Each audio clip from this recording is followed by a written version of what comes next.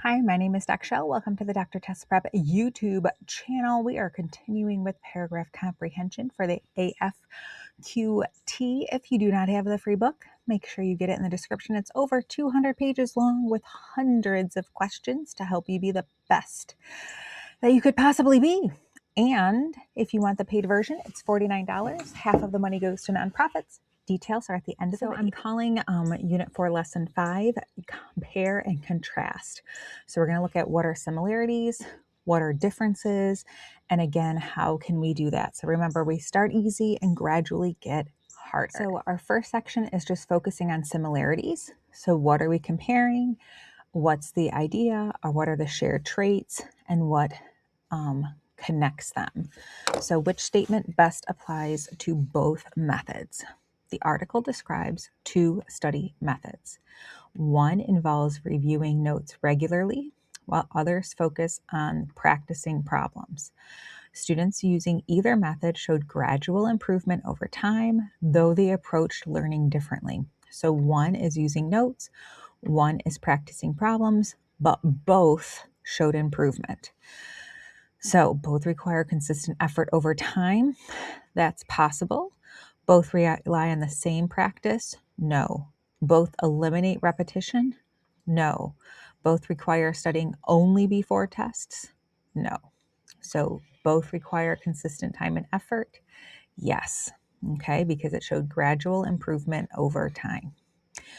The passage compares, I'm at a campground. There's a squirrel who's just being absolutely crazy, which is interesting because earlier today there was an alligator who literally just sunbathed for like 6 hours. Yes, you absolutely needed to know that. It's going to be on the AFQT. All right, moving on. Sorry. The passage compares, you know what? Both the alligator and the squirrel distracted me. So we're comparing alligators and squirrels, and it works. All right, anyway. The passage compares two employees. One prefers working independently. One prefers collaborating. Despite their differences, both consistently meet deadlines and complete tasks. So both prefer working on teams? No. Both complete their work reliably? Potentially. Both avoid working with others? No. Both follow identical work styles? No. So letter B is the best answer. The paragraph describes two cities, which is a conclusion about both cities because we're still practicing similarities. One attracts visitors from its outdoor spaces, while the other is known for its cultural attractions. Each city draws large numbers of tourists. So one is outdoors, one is cultural. That would be what's contradicting each other. But what's the same? They both draw large numbers. Letter D. The author describes two athletes. One focuses on building strength, while the other prioritizes endurance. Over time, both show steady gains in performance, though their training methods differ. So both show steady gains. Their differences is one is strength, one is endurance, but they both show gains. So consistent training can lead to improvement, potentially. They most follow identical routines. No. Endurance is more effective. No. Athletes should avoid changing their routines. No. Both show that consistent training can lead to improvements. The passage explains two teaching approaches. One uses direct instruction, while the other emphasizes group instruction. In both cases, students demonstrate increased understanding of the material after instruction. So, which describes both. Both are only lectures. No, the second one is group. Both avoid student. Nope, the second one is group. Both lead to improved. Yes, both lead to improved understanding. A paragraph describes two companies. One focuses on customer service, while the other prioritizes innovation. Each has expanded its market presence and increased its base. If you see smoke going, I don't smoke cigarettes, but I do have a citronella candle keeping the mosquitoes away. Anyway, so both has expanded market presence and both has increased their customer base. So both use the same business strategy? No. Both focus on innovation? No. One did customer service, one did innovation. Both avoid adapting to change? No, they put change in place. All right, now we're going to be looking at differences. Okay, so still reading it. The questions now all will be differences. When you're taking the AFQT, you're going to read the question first, but we know that I wrote these and they're going to be differences. Okay, the article describes 2 training programs. In one, participants repeat the same exercise, gradually improving speed and accuracy.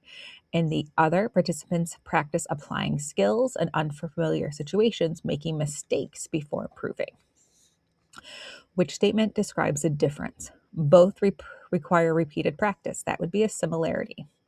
One emphasizes consistency, while the other emphasizes adaptability. That's probably it, but let's keep reading. Both, nope, because we're looking for differences. One is easier, no. So letter B is the best answer. The paragraph compares 2 cities. Again, we're looking for differences.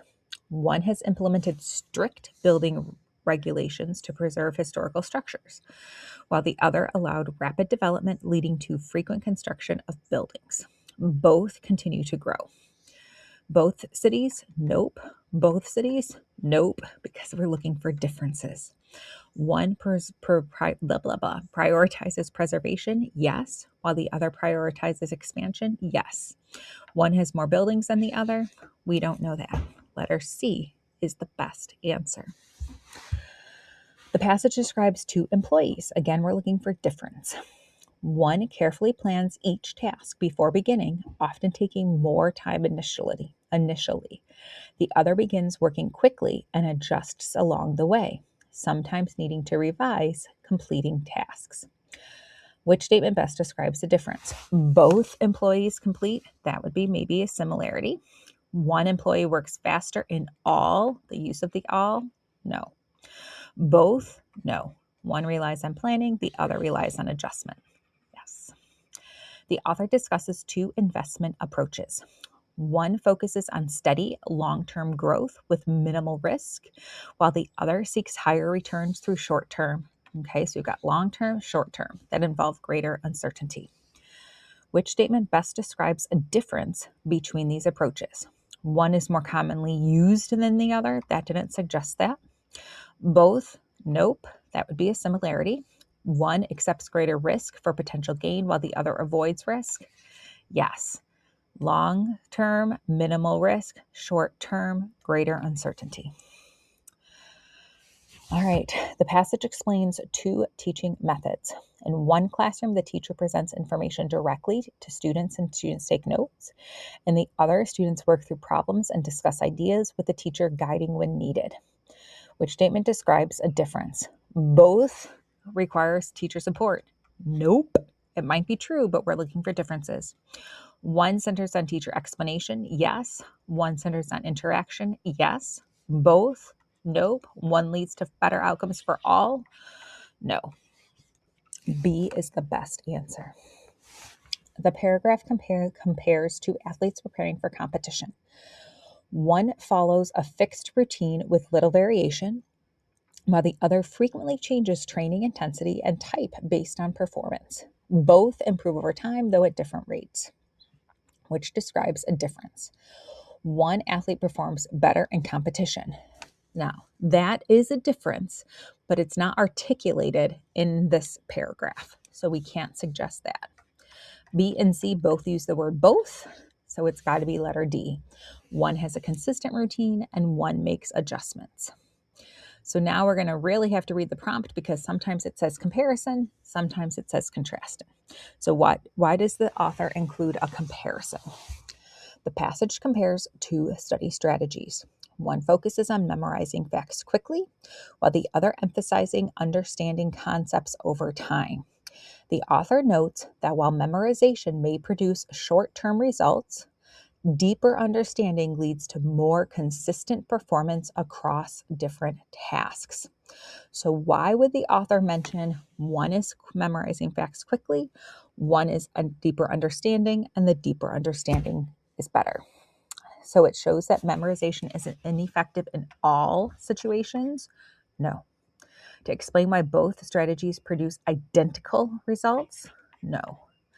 To emphasize that one approach leads to more lasting understanding? Perhaps. To describe how students prefer? No. There was no mention of students. benefits. Letter C is the best answer. The paragraph contrasts two cities. One has limited public transportation but lower living costs, while the other offers extensive transportation options but higher expenses. The author suggests that each city appeals to different groups of residents. How does the comparison contribute to the paragraph?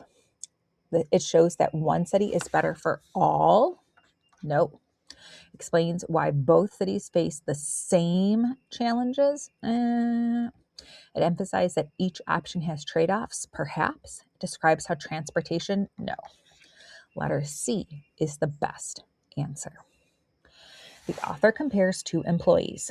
One plans tasks carefully before beginning, while the other starts quickly and adjusts as needed. The paragraph concludes that both approaches can be effective depending on the situation. What is the purpose of the comparison? To show one method is clearly superior? No. To highlight the different approaches that could exceed? Potentially. To describe how employees complete their tasks? Yeah, but that's not as strong as letter B. To explain why planning is unnecessary? No. Letter B is the best answer. The passage contrasts two investment approaches. One prioritizes stability and long-term growth, while the other focuses on high returns with greater risks. We had this for another question, but now we're saying, why is the comparison there? The author explains that the choice depends on an investor's goals and tolerance for uncertainty. So it proves that long-term investing is always safer? No. It shows that both approaches can lead to the same outcome. To explain how investors can avoid risk. To illustrate that different strategies serve different priorities. Yes. The paragraph compares two teaching methods. One uses direct instruction, while the other encourages student-led exploration.